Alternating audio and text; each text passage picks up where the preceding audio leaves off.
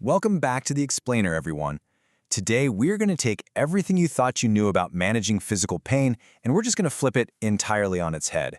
We're moving away from that chaos of emotional suffering and looking at a super practical, highly structured approach drawn straight from our source material. We're going to explore how objectively measuring your physical pain can literally change your fundamental experience of it. Let's dive right in. So, think about it for a second. How do you normally describe physical pain when it really hits you? If you're like most people, your default is probably these overwhelming, highly subjective descriptions, right? You might say something like, it's unbearable, or this is the worst thing I've ever felt. And look, that is completely natural. When we're in pain, it completely consumes us. But as we're going to see, relying purely on those emotional descriptions can actually trap us in this cycle that makes the pain feel so much worse.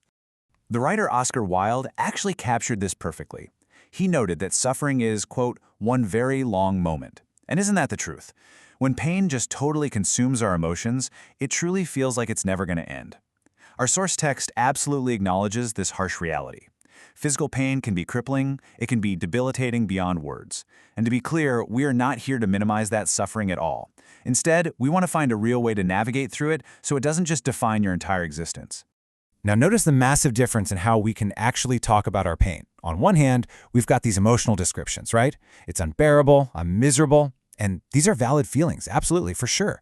But they are incredibly chaotic and honestly nearly impossible to measure. On the other hand, though, we have functional restrictions. I can't leave bed or I can't get dressed. And right here, this is the paradigm shift. Shifting our focus from that chaotic emotional reaction to a clear, structured, functional reality gives us a concrete baseline to actually work with. So, the real game changer here is the functional pain scale. Instead of that standard, typical medical question of, how much does it hurt? This scale asks a much better question. What does it prevent you from doing? It's a 0 to 10 metric that measures your quality of life strictly based on how pain restricts your daily activities.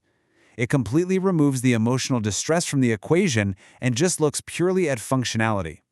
So let's actually break down exactly how this 0 to 10 scale looks in real life. Okay, let's start at the absolute bottom of the scale, 0.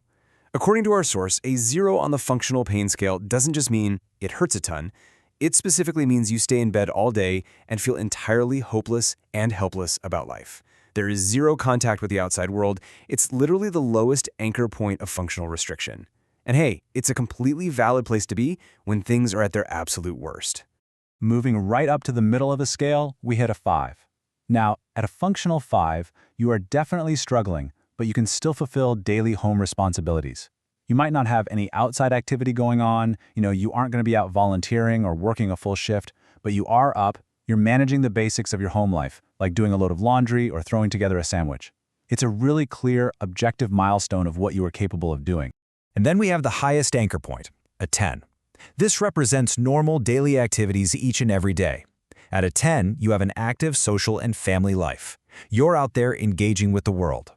And by anchoring the scale from 0 to 10 with these specific activity-based descriptions, you can track your actual physical capability day by day. It completely separates the physical reality of what your body can do from the emotional exhaustion of dealing with it. Now, you might be wondering, why is this separation absolutely crucial? Well, it's because of this vicious biological cycle. Step 1, pain causes stress. You feel pain, you naturally resist it, you just want it to end, and that completely unravels your serenity. Then step 2, that stress actually causes your body to release adrenaline. And step 3, and honestly this is the real kicker here, adrenaline acts like a literal volume knob, magnifying the physical pain signals being sent right to your brain. So your subjective emotional stress literally makes the physical pain worse. But by focusing on function instead of emotion, we can actually start to interrupt this loop. To actively interrupt that exact cycle, the text strongly recommends keeping a highly specific pain diary. But listen, this isn't a diary for just venting your frustrations. Think of it more like a detective's notebook for gathering hard data. The essential components are actually pretty simple. You need the date and time, what you were doing or even eating right before the pain hit, the exact location and description of the pain, your functional score from that 0 to 10 scale we were just talking about, and finally, the coping strategies you used and how well they actually worked. Let's look at how this actually plays out in practice with a little mock entry. Imagine you write down, Tuesday, 2 p.m., activity was gardening. Pain description was a dull ache in the lower back. Functional score, a 6. And remember, a 6 on our scale means you can work or volunteer limited hours and do some limited social activities. Tracking things this way does two huge things. First, it helps you pinpoint your exact triggers. And second, it drastically improves how you communicate with your doctor. You aren't just going in there and saying, "I hurt." You are providing actionable, structured data. It's a total game changer. But, tracking your physical function is really only half the battle. We also have to tackle the psychological side of things. Unhelpful automatic thoughts like, "my life is ruined," or "I am just too fragile," really only serve to fuel that adrenaline loop we talked about earlier. We have to actively replace those with realistic, functional truths. Things like, "I can influence how I feel," or "I can still participate." The source material notes that, yes, changing your thoughts is incredibly difficult, but replacing catastrophic thinking with empowering, functional realities is an absolute requirement for feeling better. And to help make that mental shift right in the heat of the moment, our source introduces a genuinely brilliant tool. It's called the radar technique. Think of it as a portable mental toolbox. It brings this incredible awareness and purpose to your thoughts, your emotions, and your actions during those intense times of stress or sudden pain. It's essentially your framework to safely navigate through the emotional overwhelm. So let's break down exactly how this radar technique works. First, you reflect. When the pain or stress hits, you simply pause and examine your emotions without immediately acting on them. Next, describe. You state the facts of the situation clearly and objectively, totally without judging yourself. And finally, respond. Instead of just reacting on autopilot with fear or anger, you actively choose a thoughtful, functional action. Radar creates that absolutely essential space between feeling the pain and reacting to it, which prevents you from spiraling right back into that stress, adrenaline, and pain cycle.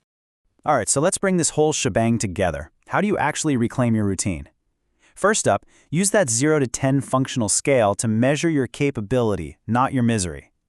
Second, maintain that structured pain diary to identify your triggers as real actionable data. Third, keep moving within your limits.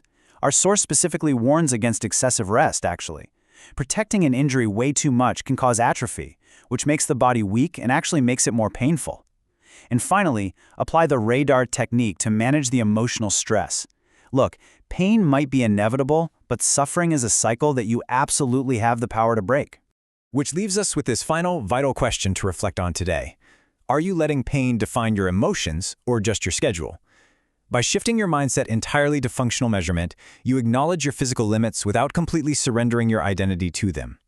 Thank you so much for joining me on this explainer today. I really encourage you to start applying these functional tools today and just see how it changes your experience. I'll see you in the next one.